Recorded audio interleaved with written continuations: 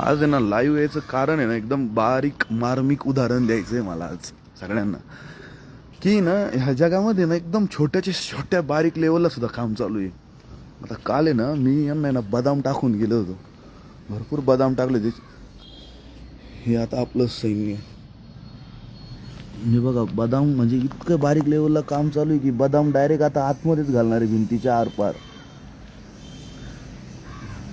आणि यांच्यासारखं मेहनती तर कोणी नाही. आता यांना आणलाय आपण नाही का लाडूचं आणलेत आज शेंगदाणे. मी रोज काही ना काही टाकतो कारण की अपडेट घेत राहतो की कोणत्या लेवलला काम चालू आहे सृष्टीमध्ये. इकडे पण बदाम डायरेक्ट कुठपर्यंत पोच झालेत, लांब लांबपर्यंत पोच झालेत, ओढत ओढत नेलेत. आता गेम इज ऑन. लाडू आहे गेम्स, इथे गेम्स खरा चालू होईल आता.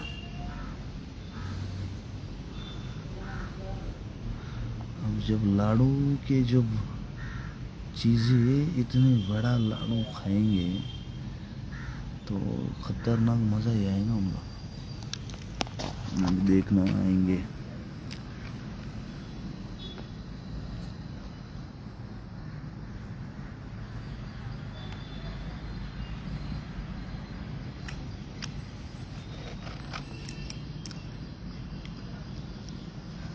यांची एक गोष्ट लय भारी आहे. हे एक जण आलं तर बाकीच्या सगळ्यांना खबर पोच करायला जातो डायरेक्ट. आता बघा इथं यांनी बघितले, आता हा चालला आता आणि हा याच्या वजीरला घेऊन येईल. आता एकदा वजीर कन्फर्म केलं की खाद्यपदार्थ आहे की 2 मिनिटात वजीर सगळं सैन्य घेऊन येणार. आता इथून वजीर निघणार 100%. स्क्रीनमधून दिसतं की नाही माहीत नाही. वजीर चांगला मोठा आहे.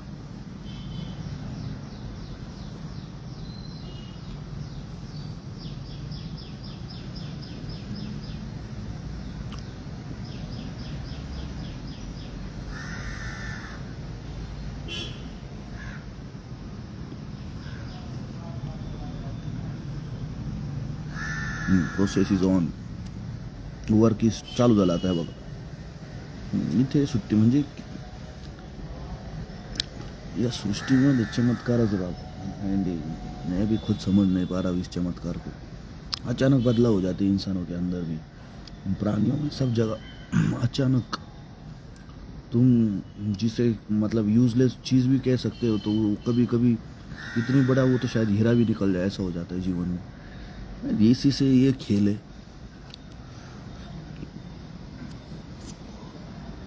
अभी देख वो वजीर नहीं आया यार आज.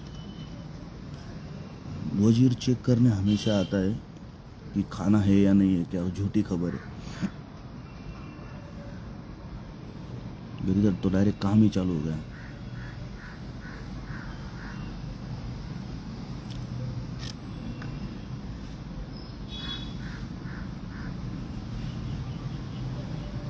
तो जिनको अन्नदान, मेरा मतलब तो ये है कि अन्नदान भी यही हो सकता है. मुझे लगता है कि जो लोग बोलते हैं कि ना मुझे अन्नदान करना है, तो ऐसा नहीं कि इंसानों को ही खाना खिलाना चाहिए. इंसान तो बड़े स्वार्थी होते हैं, मतलबी होते हैं. ये भी तो जीवित आत्मा है, शायद इनके अंदर भी आत्मा है ना, तो इन्हें भी खाना खिला. तो इतना बड़ा भंडारा दे दिया मैंने, शायद बहुत सारे आशीर्वाद भी मिल जाएंगे मुझे. तो अगर कुछ करना है तो भंडारा कुत्तों को खिलाओ, कौवे, जो भी है. और जो मतलब लोग बात नहीं कर सकते उनसे कनेक्ट रहो बस. मुझे ना मेरी माँ से बहुत नफरत होती कभी कभी, क्योंकि वो है ना कुत्ते बिल्ली उनको बहुत मार देती है. उसके अंदर प्रेम की भावना ही नहीं है. उसको बहुत बार समझाया कि मत ऐसा कर, पर शायद वो जेनेटिक इशू है उसका, मुझे वो पसंद भी नहीं है. इनसे प्यार करना चाहिए यार. कितने खूबसूरत, कितने मेहनती, हमसे तो ज़्यादा ही मेहनती. कोई स्वार्थ नहीं, बस खाना और दिन भर मेहनत करना. इनसे ही तो सीखो, दिन भर मेहनत. मतलब कल मैंने बादाम के टुकड़े डाले थे तो आज तक मेहनत जारी थी. अब नया माल आया है, नया लॉट आया है, अभी नया भोग आया है, तो अब उसका भी काम चालू है. जीवन में शायद प्रेम ही सब कुछ हो सकता है. ऐसा नहीं कि किसी लड़की से ही करो या इंसान से करो या अपने घर वालों से करो या रिश्तेदारों से करो। रिश्तेदार ये घर वाले ये तो बस ढकोसला है, दिखावा है, क्योंकि समाज में रहना है, उनके भी बेटे की शादी करनी है, बेटी की शादी करनी है, बस यही ढकोसला है, बाकी कुछ नहीं। सब देख लिया है मैंने। किसी को प्रॉपर्टी का घमंड है, ये देखो गया। उनके बच्चे पैदा होते, वो बड़े, उनकी शादी, वो भी बच्चे पैदा करते, बस यही सिलसिला। कोई कुछ अलग करना ही नहीं चाहता बस, क्योंकि वो कंफर्ट जोन होता है ना, वो क्यों छोड़ेगा कोई। बस रात में 2 पैग लगाते, फिर 2-3 बच्चे होने के बाद फिर हम जैसे लड़के उनको मिल जाते, हमें ज्ञान देने लग जाते, जिंदगी क्या है, ये है। तो ऐसी चीज़ें है भाई इस भारत में। तो भी इनसे ज़्यादा कौन मेहनत कर सकता है? मैं भी नहीं कर सकता भाई। मैं जितनी भी मेहनत करता हूँ इनके सामने फीका पड़ जाता हूँ, क्योंकि ये जो है ये दिमाग ही नहीं लगाते ना कुछ भी। ये इनको रिजल्ट चाहिए ही नहीं, इन्हें बस काम करना है, इनको कोई रिजल्ट से परवाह नहीं, रिजल्ट क्या मिलेगा। मैं तो भी कभी कभी सोचता हूँ कि मैंने इतनी मेहनत की है तो मुझे वो चीज़ें चाहिए, मैं इतनी मेहनत कर रहा हूँ तो मुझे भी वो चीज़ें चाहिए, और इन्हें नहीं चाहिए।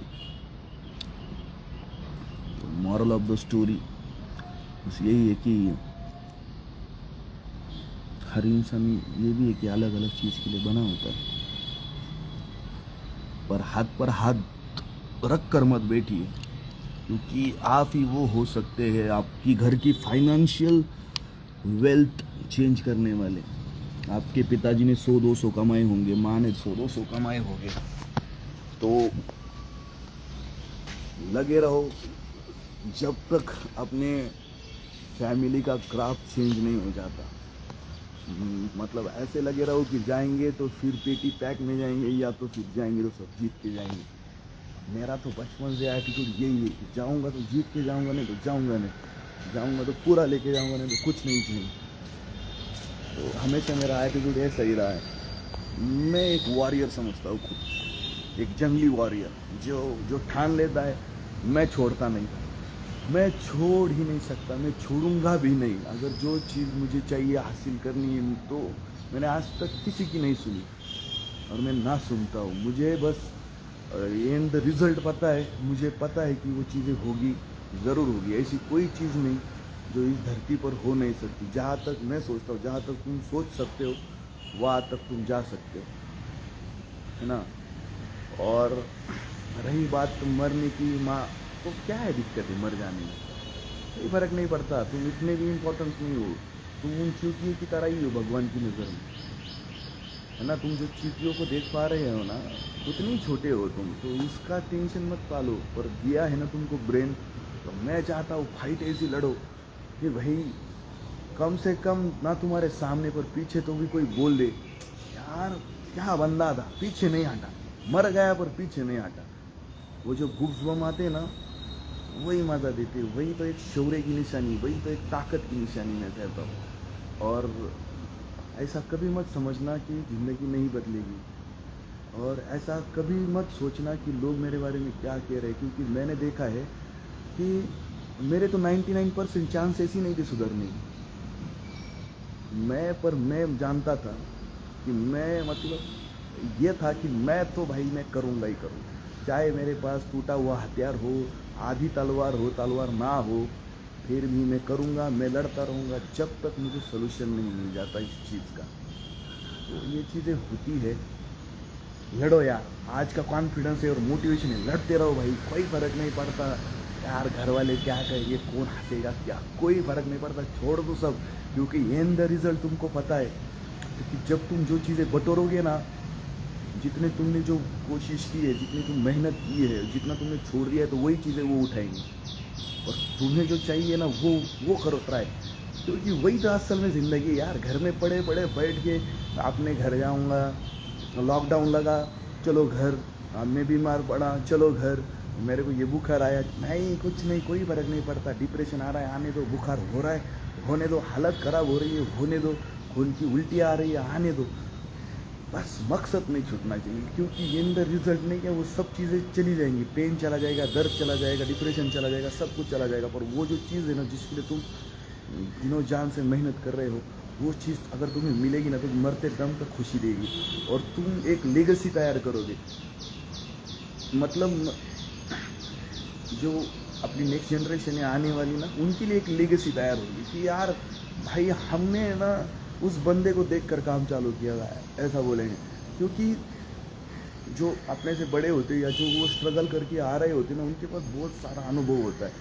मैं जब छोटा था मेरे पास कुछ अनुभव नहीं था, अब मेरे पास इतना अनुभव है कि जो चार दीवारी के अंदर घर में पड़े पड़े जो लोग हैं सड़ रहे हैं, मैं उनको तो गिनता भी नहीं, किस कीमत नहीं गिनता कि भाई तुम्हारा कोई लेगेसी नहीं है। तुम आए इस दिन धरती पर, पिताजी ने जन्म दिया, बड़े हो गए, शादी करवा दी, पिताजी की प्रॉपर्टी है वो तुम संभाल रहे हो। तो मैं उन लोगों को नहीं गिनता, मैं उन लोगों का हमेशा वफादार और समर्थन करूंगा जिन्होंने लेगेसी को आगे बढ़ाए, जिन्होंने नए रास्ते खोजे, जिन्होंने नए रास्तों पर कदम रखा, जिन्होंने अपने लाइफ का जुआ खेला। खेलना चाहिए यार जुआ, क्या फ़र्क पड़ता है, ऐसा कौन सा आसमान टूटने वाला है। तो चलो आज का यही है, बाय बाय। ये सीपीओ की वजह से मेरे को बस याद आया। Bye bye.